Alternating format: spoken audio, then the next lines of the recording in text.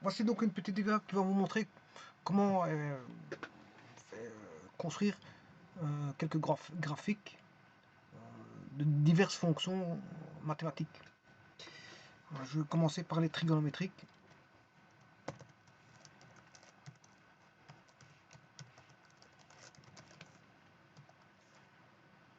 Je viens de mettre une remarque là. Bon, pour la trigonométrique, je vais construire pour x égale... ouais, je devrais mettre la date. Hein. On est, je sais pas, enfin, de toute façon, on le voit là-bas, on est le 11 mars. Séance numéro 5.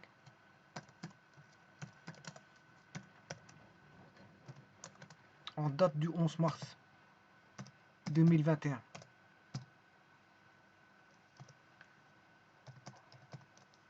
Avec la tempête Lola, si vous voulez. Je suis accompagné de la tempête Lola. Bon, ceci étant dit, eh bien, je vais construire quelques fonctions. Je vais aller de construire de 0, de moins 10, par pas de 0, 1, à 10,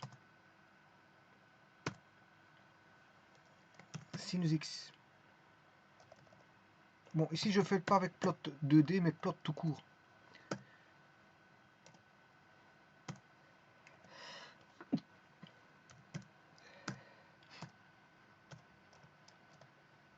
Voilà, fonction sinus x, bien sûr, vous pouvez aller dans Edit, Axe Properties. Bon, d'abord, on peut aller dans la figure. Hein. Je peux mettre, voilà, Figure Properties. Vous mettez Back Color, vous mettez, je sais pas, vous choisissez une couleur, pas trop vive. De toute façon, elles sont toutes vives ici. Parce que la color map, regardez la color map, bon, j'ai pas trop le choix des couleurs. Hein. Bon, il y a 32 couleurs. Voilà, c'est 32 couleurs. J'ai pas trop le choix avec ça. Donc, dès le moment où je vais en prendre une, elles sont d'office vif. Bon, ça donne bien. Voilà. Et alors, je retourne pour aller rechercher Edit, Axe Properties, l'axe des X. Voilà, je vais mettre une fonte.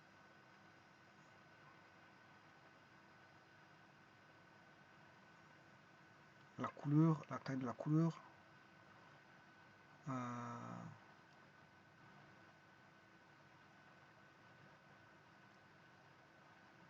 Bon, je vais mettre une grille pour les, bien sûr pour les X, et bien sûr mettre au milieu l'axe. Je vais faire la même chose avec les Y. Il faut retenir le numéro, mais bon, je ne l'ai pas fait ici, tant pis.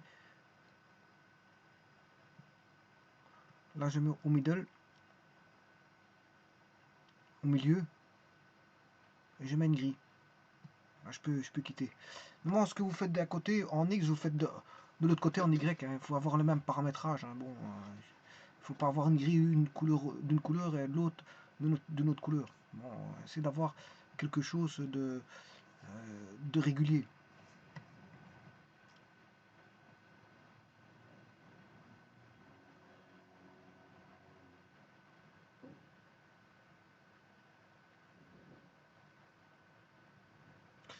Voilà.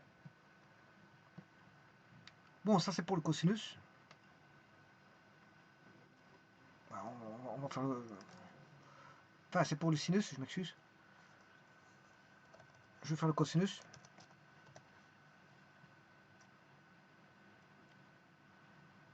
Voilà. Et je vais faire la tangente. Oui, la tangente, c'est une courbe complètement différente, hein, je vous le dis tout de suite. Donc, vaut mieux effacer ces deux-là pour faire la tangente. Je veux bien le faire là-dessus, mais il va brouiller les deux autres courbes.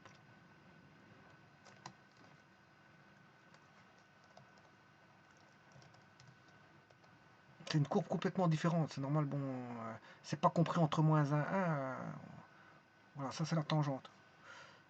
Elle est beaucoup plus grande, donc là il faudrait que je fasse un zoom. Je sais pas, un zoom de là, pour bien la voir. Voilà, je ferai ça. Voilà, là on voit la tangente. Bon, il n'y a pas les asymptotes, juste pas les asymptotes qui ne sont pas tracés, mais en tout cas, on la comprend. On la comprend. Et alors, bon, je devrais mettre plus de points. Je devrais mettre, donc, ce que je vais faire pour la tangente, parce qu'elle m'a pas l'air précise, je vais monter, voilà, en points pour la lisser. Voilà, ça va déjà un peu mieux. Peut mieux faire, on va dire peut mieux faire pour la tangente. Voilà. Ça c'est pour les courbes. Bien sûr, je peux changer la couleur de la courbe, hein. Voilà, suivant à ma guise. Bon,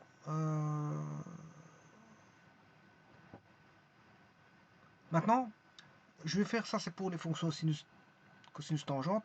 Je vais faire les fonctions arc sinus,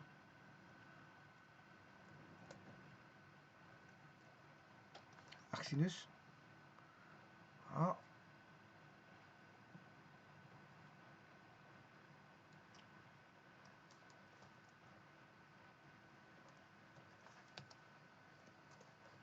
Arc cosinus.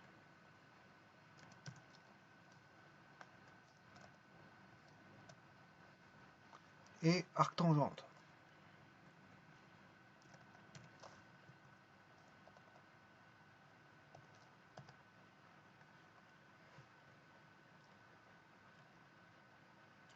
Voilà, les trois fonctions sont là.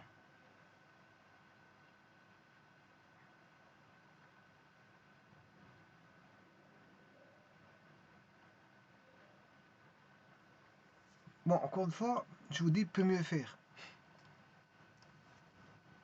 Le but, c'est de vous montrer à la va-vite, bon, les fonctions, hein, les tracer à la va-vite. Bon, si je veux la tracer correctement, bon, il faut que je prenne un petit peu de temps à régler tout ça correctement. Alors, je vais aller rechercher maintenant les fonctions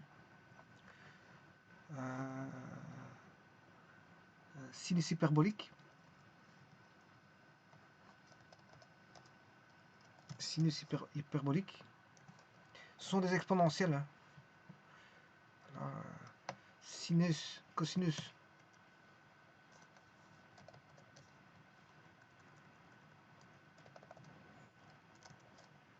Cosinus hyperbolique.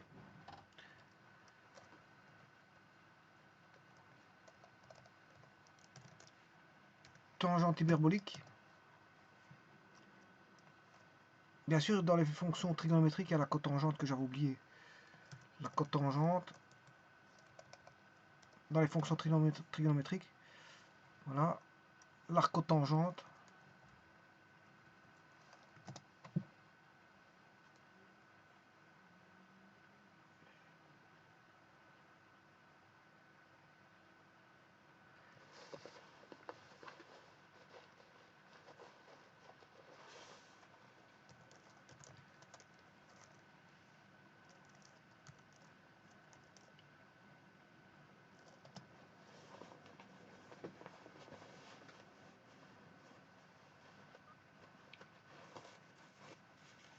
L'arcotangente, c'est acote. Voilà, vous le voyez ici, hein.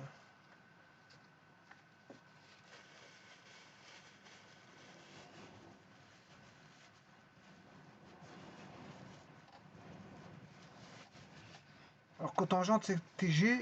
Et arcotangente, c'est cote. C'est comme ça. Donc, si vous voulez, la cotangente. Voilà, ça, c'est la cotangente. Mais l'arcotangente, c'est acote. Alors, ça, c'est l'arcotangente. Alors, il y a la fonction hyperbolique inverse. Arc cosinus hyperbolique.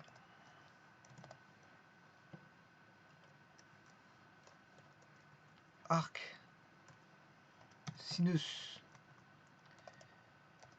hyperbolique. Arc tangente hyperbolique. Voilà, ça c'est pour les fonctions réciproque des fonctions hyperboliques, les hyperboliques inverses si vous voulez. Bien sûr, la racine carrée c'est SQRT.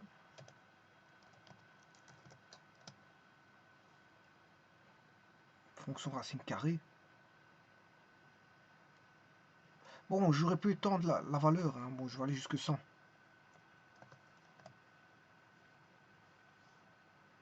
Voilà, jusque 100. Alors, bon, je vais aller de moins 100 à 100.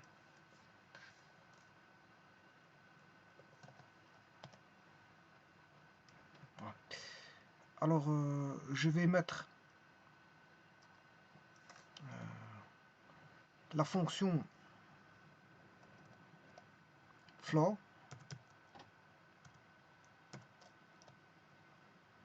Bon, on le voit pas bien, il faut faire un zoom, c'est un escalier.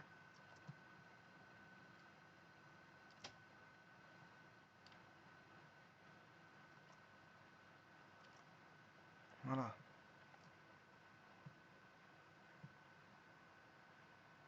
Alors, je vous rappelle ce que c'est que floor, vous allez voir tout de suite. Hein.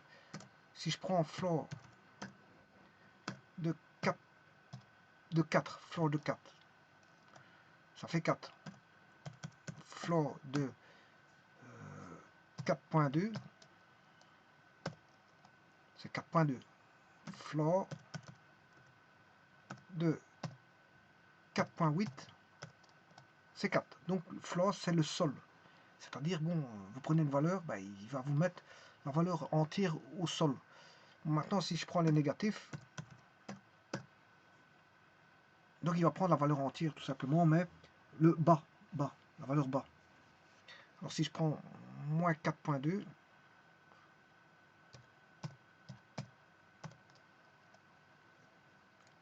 moins 4, attendez, il aurait dû prendre moins 4, mais là, dans les négatifs, il fait tout le contraire. Là où il prend le moins 4, qu'est-ce qui est avant moins 4? Le moins 5, il est plus bas. Donc, si je devais dessiner ça ici,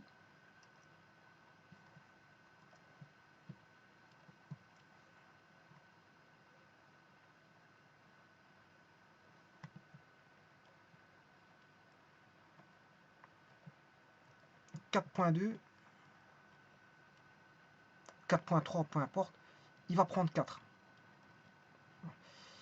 Maintenant, pour moins 4.2, où se trouve moins 4.2?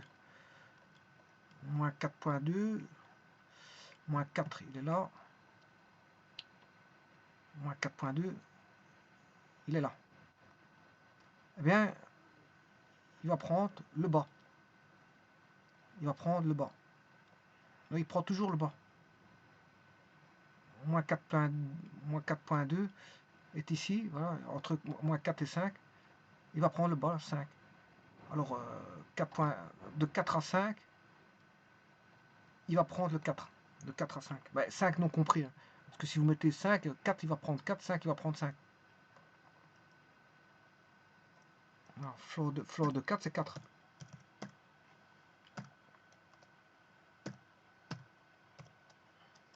Alors, floor de 5, c'est 5. Voilà. Maintenant, ne pas confondre avec Sail. Sail, c'est là, je crois que c'est le grenier. C'est le grenier. Floor, c'est l'étage du bas. Dans les habitations, c'est là, c'est bon au-dessus. C'est le grenier, je crois. C'est là. Et floor, je crois que c'est je sais pas, je crois que c'est le rez-de-chaussée, le bas, l'étage du bas. Voilà. Et Sail. Bon, là, on va prendre, si je prends Sail 5.2, ça fait 6. Il prend le plafond. Sail de 5.8, il va prendre le plafond, ça fait 6. Donc, dès le moment où vous tapez, et maintenant si je tape c'est le 5, bon, normalement, son plafond c'est lui-même. C'est le 5, c'est 5. Voilà. Par contre, si je prends un négatif, c'est de moins 4.2. Normalement, il va mettre le dessus, c'est moins 4. Voilà. Au-dessus de moins 4,2, c'est moins 4. L'entier qui est juste au-dessus. Alors, ne pas confondre avec round. Round, c'est, par exemple, si je prends 4,2, c'est l'arrondi de 4,2, c'est 4. Le round de 4,8, c'est 5. Il est plus proche de 5. 4,8, voilà, ça c'est 5. L'arrondi fait 5. L'arrondi à l'unité supérieure, puisqu'il y a moins de marge d'erreur de 0,8 à 5 que de 0,8 à 4. Enfin, que de 4,8 à 4. Voilà. Et alors, ne pas oublier int, qui est la partie entière. 5,2, ben, ça fait 5. Mais la partie entière de moins 4,3, voilà, c'est moins 4. La partie entière, c'est moins 4. Voilà, donc si je dessine maintenant ceci, on aura tous des escaliers. Alors si là, je dessine le floor, je fais un zoom. Ouais, ici, pour ça, je n'ai pas besoin d'aller de moins 100 à 100. Je vais remettre de moins 10 à 10.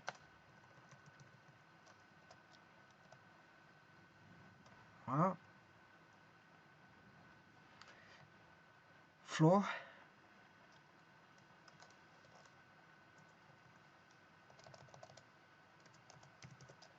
Sail.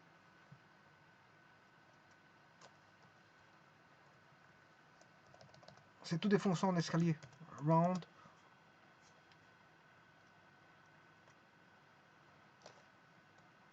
Et int.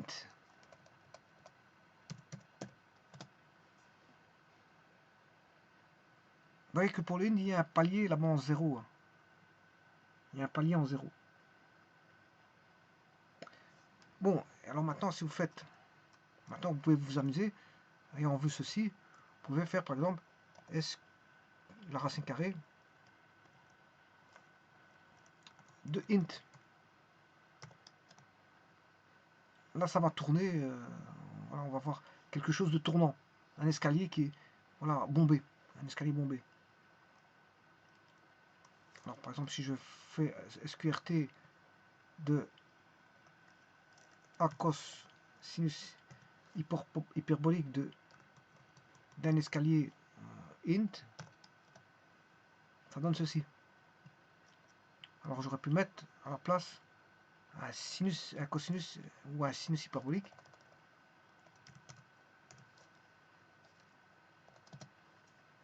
Voilà. Ou mettre, si vous voulez, un sail dedans. Je vais mettre un sail. Voilà, ça c'est avec un sail. Dedans, j'aurais pu mettre, voilà, sans la racine carrée. Ouais, vous avez différentes courbes. Hein. Voilà, vous pouvez vous amuser, c'est de l'amusement. Ça devient. Voilà, vous dessinez, vous faites des courbes amusantes. Ça devient. Voilà, arc sinus hyperbolique. Ouais, vous avez toutes des formes un peu spéciales. Voilà, vous pouvez vous amuser. Voilà, vous faites des combinaisons d'arc cosinus hyperbolique avec sail, floor, avec des racines carrées à l'intérieur. Bon, vous allez voir ce que ça donne. Il y a différentes allures. Vous expérimentez. Hein. Bon, on ne trace pas tout ça dans les écoles. Voilà, c'est de l'expérimentation. On ne peut pas tout faire dans les écoles non plus. Hein. Il faudrait toute une vie pour faire beaucoup de choses. Bon, ce qui fait que vous pouvez de vous-même expérimenter. Hein. C'est fait pour ça. Le logiciel, il est fait pour ça aussi.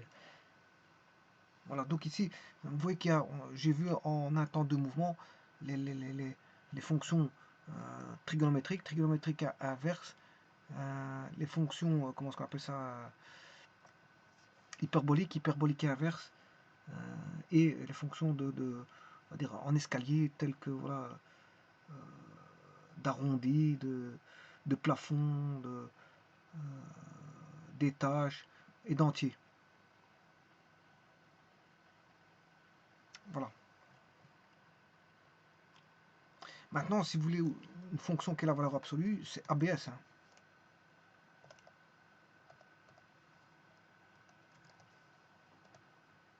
Voilà, c'est ABS. Alors, je vais la dessiner à part.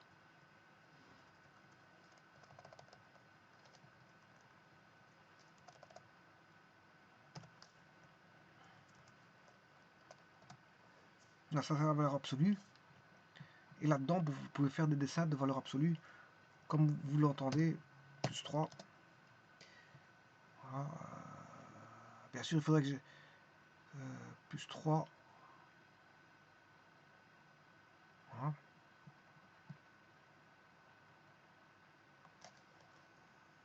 Fois 2. N'oubliez pas votre fois, sinon il ne va pas le tracer. Voilà. Fois 10.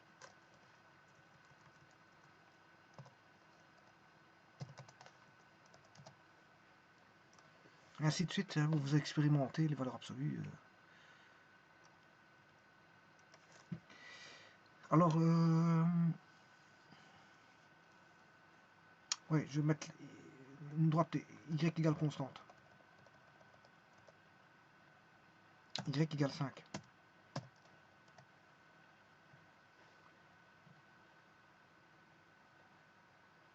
Alors, je peux mettre directement 5.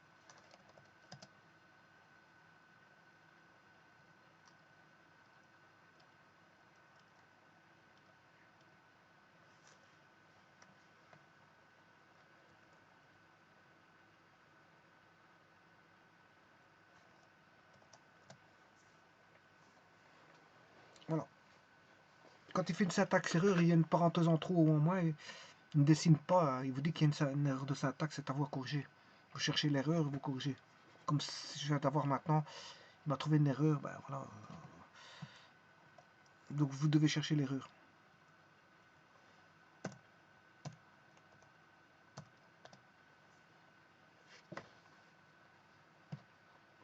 Voilà, et donc ça c'est une expérimentation en laboratoire qui vous permet de voir bon, les fonctions existantes sur... Bon, si vous voulez...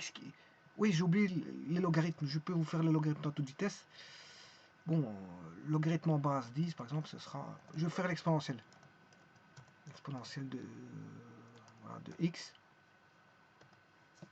Voilà, ça c'est l'exponentielle de x. Logarithme en base e. Alors, si vous mettez log de exp de 1, ça c'est exponentielle de 1, le logarithme de ça, ça fait 1. Ça veut dire que c'est le logarithme en base e, ça c'est le ln. Ça c'est le ln. Donc si vous voulez dessiner le ln, vous dessinez log de ceci, de x.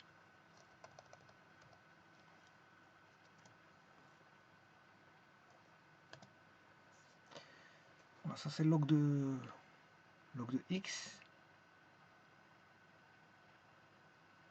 Quoique bon, c'est pas log de x, il y a un petit problème.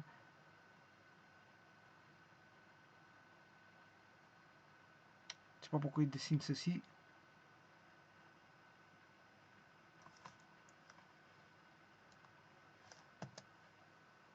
Je sais pas pourquoi il dessine ceci.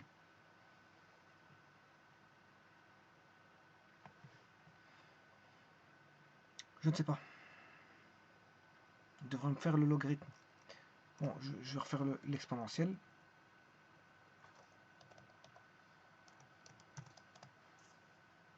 Là, on est bon.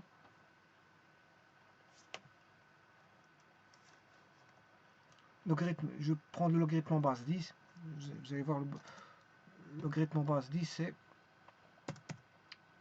log 10. Par exemple, si je prends 100, ça fait 2. Effectivement, c'est ça. Donc, c'est log 10. Donc, je vais faire log de log 10. Dessiner log 10.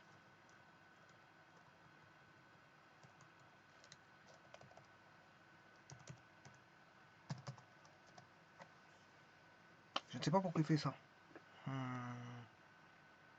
Pour la fonction logarithme.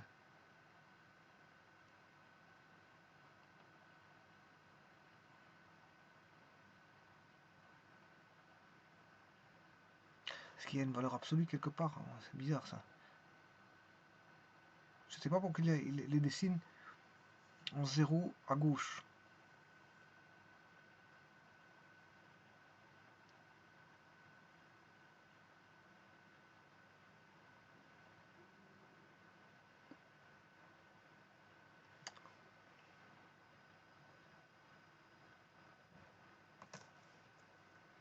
Alors vous pouvez mettre plot 2D. Hein.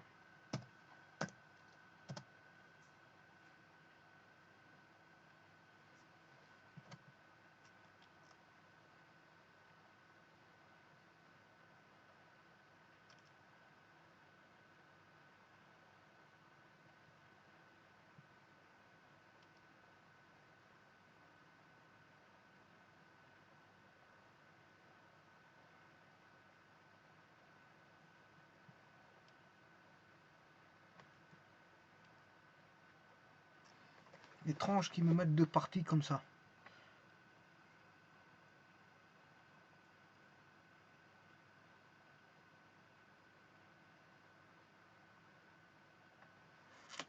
Normalement, pour avoir la bonne fonction, ça voudrait dire que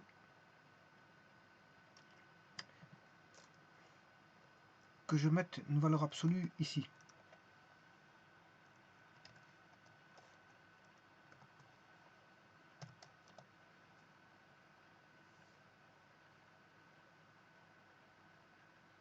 Je sais pas pourquoi il me donne le logarithme en base 10 comme ceci. Je sais pas. J'en sais pas plus. Et je tiens pas à chercher à cette heure-ci pourquoi il me donne ce genre de cours. Voilà. Donc j'ai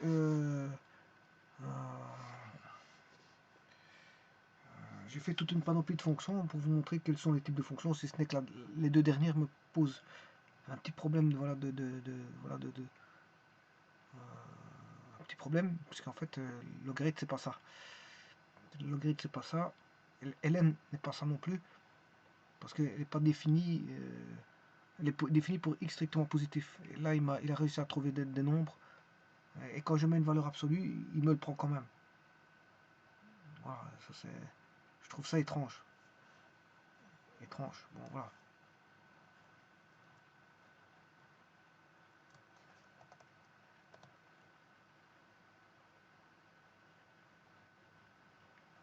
Bon, si vous voulez effacer l'écran, vous faites clear frame. Soit avec ceci. Là, il a tout effacé.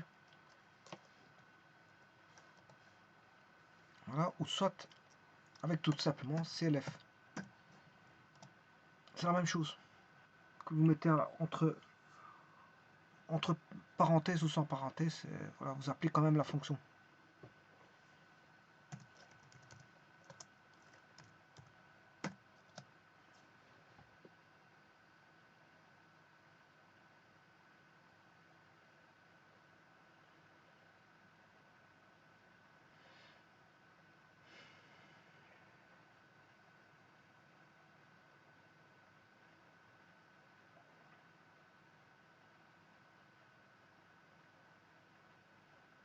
Normalement, le ClearFrame demande un paramètre d'entrée. Bon, alors ça veut dire que si vous n'avez pas rentré de paramètre, vous mettez soit rien du tout, c'est élève tout court, ou soit vous ouvrez une parenthèse sans rien mettre dedans. Ça, c'est la même chose.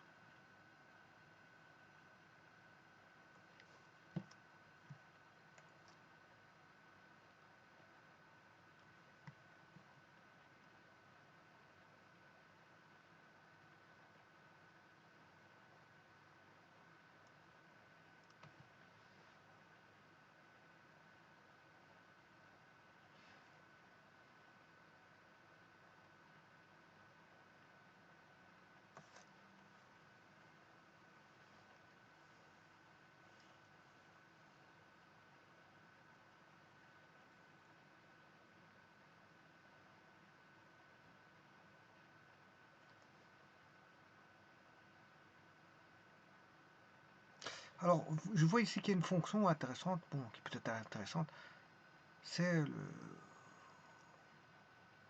la fonction sleep, qui va agir en tant que timer. Donc si je mets 4000, c'est 4 secondes. 1, 2, 3, 4. Voilà, vous avez vu les 4 secondes.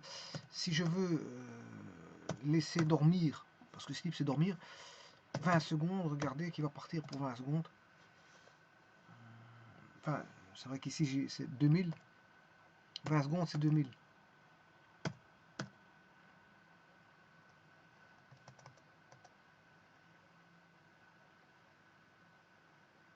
c'est des centièmes de seconde apparemment. 2000 centièmes, 2000 centièmes de seconde, ça fait 20 secondes. Parce que 2000 divisé par 100, ce qui fait 20. Donc on a 2000 centièmes de seconde. Vous voyez, là, je comprends. Oui, ça c'est 2 secondes. Oui, donc je me suis trompé. C'est pas 2000, mais 20 000.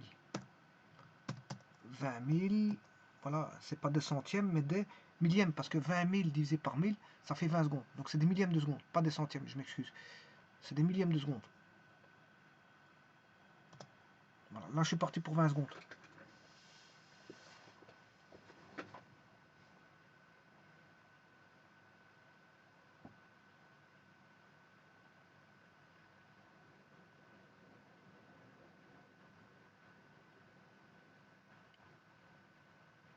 En même temps, je sleep, pendant qu'il sleep, je dors aussi.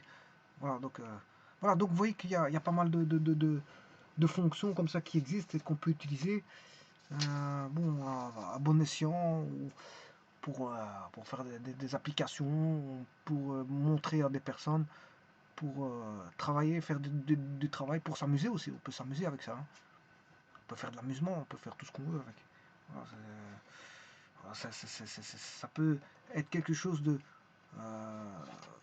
pour travailler, mais quelque chose de voilà, un loisir, ça peut être un loisir, hein. Voilà,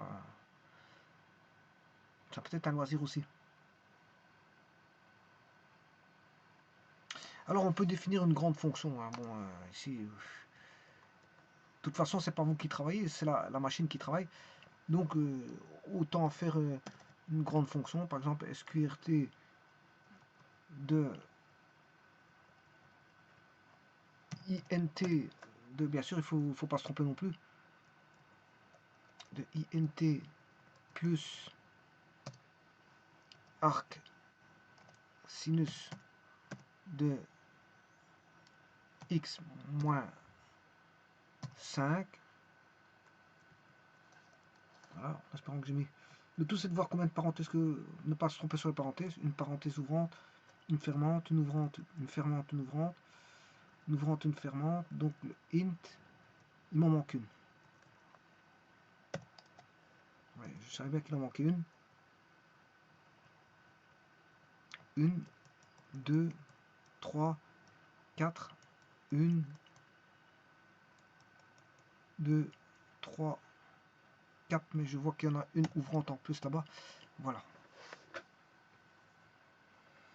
Voilà, vous pouvez faire des fonctions de toutes sortes d'acabit, hein. Bon, de toute façon, c'est le logiciel qui travaille, hein. C'est lui qui le trace. Vous ne faites que taper, encoder voilà, des fonctions. Il vous le rend. En fait, qu'est-ce qui se passe?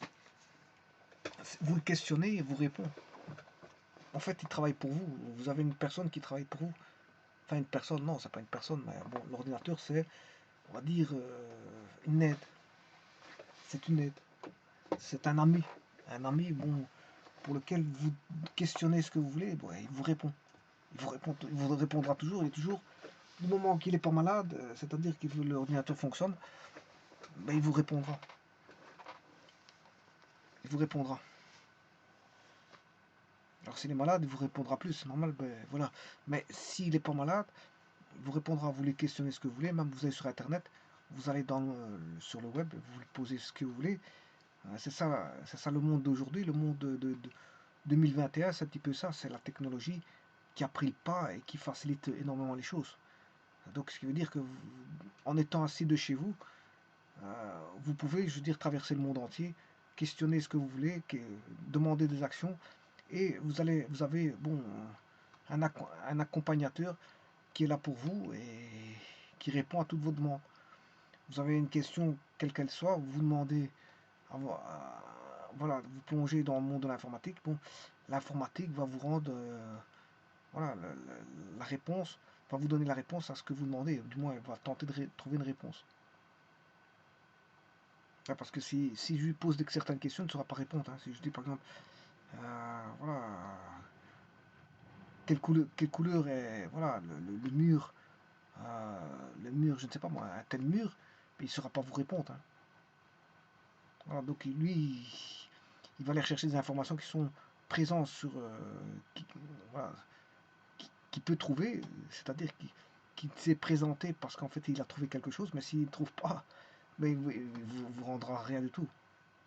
Voilà, donc vous pouvez vous amuser avec Internet et les logiciels, parce qu'en fait là, c'est un excellent outil, voilà, de communication et de traitement. Il, il vous accompagne pour vous répondre à tout ce que vous voulez. Tout ce que vous voulez. Il est là pour vos demandes. Donc vous avez trouvé une personne qui est là pour dire à votre... qui est toujours là et qui répond. Donc vous pouvez taper toutes sortes de fonctions et il vous répondra. Voilà. Parfois il peut se planter aussi. Ou parfois il trouvera des erreurs parce que on ne comprend pas la question que vous posez. Bon, il fera une erreur de syntaxe, il vous dira écoute, bon, et ça bien sûr on le doit grâce aux programmeurs qui ont fait tout ça. Hein. C'est les programmeurs qui ont fait tout ça. Et bon, on leur doit bien sûr les remercier parce que sans eux, il n'y aurait pas de monde de l'informatique. Et le monde, ouais, sans monde de l'informatique, bon, on serait dans un autre monde et dans un autre monde, ben, faudrait faire comme le monde où on serait, c'est-à-dire à la place on lirait des livres, on irait travailler au champ, on irait, je veux dire peut-être on sortirait un peu plus tard, on irait voir des amis à l'extérieur, je ne sais pas. Le monde, d'un monde à l'autre, ils sont différents. C'est mouvant, c'est changeant, donc on peut pas. Voilà, un monde n'est pas l'autre. Une fois qu'on est dans un monde, ben, il faut accepter le monde où l'on est. Ne pas être trop difficile et rejeter ce monde qui vous est, voilà, dans lequel vous êtes. Il faut accepter le monde dans lequel on est. À chaque période, son monde. Voilà, je vous remercie beaucoup.